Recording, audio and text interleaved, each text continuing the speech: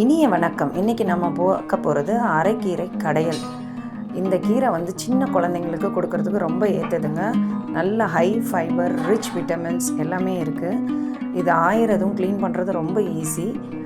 காம்போடு சேர்த்து ஆஞ்சி வச்சுக்கோங்க. நல்லா தண்ணி ஊற்றி க்ளீன் பண்ணிவிடுங்க. இன்றைக்கி நாம் பார்க்க போகிறது கடையலை.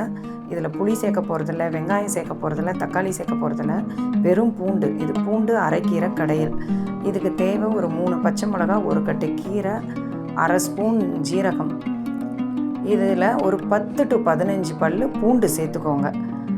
இப்போது இதை ப்ரெஷர் குக்கரில் போட்டு நல்ல 1 விசில் இல்லை 2 விசில் வேக வச்சிங்கன்னா நல்ல மைய வெந்துடும் கீரை. வேறு எதுவும் சேர்க்க வேணாங்க. இது மாதிரி செஞ்சு பாருங்கள், ரொம்ப சுவையாக இருக்கும்.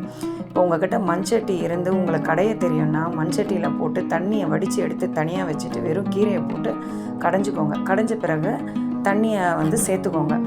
வேக வச்சு தண்ணி சேர்த்துக்கலாம். இல்லை உங்களுக்கு கடைய தெரியாதுன்னா ஒரு டைம் கன்சம்ஷனுக்கு நம்ம மிக்சி ஜாரில் பல்ஸ் மோடில் ஒரே ஒரு ஓட்டி எடுத்துக்கலாம். தாளிக்கிறதுக்கு கடுகு, ஜீரகம், உளுந்தம்பருப்பு, ஒரு 3 வரமிளகா கிள்ளி வச்சுருக்கேன். இதை போட்டு தாளிச்சிக்கலாம்.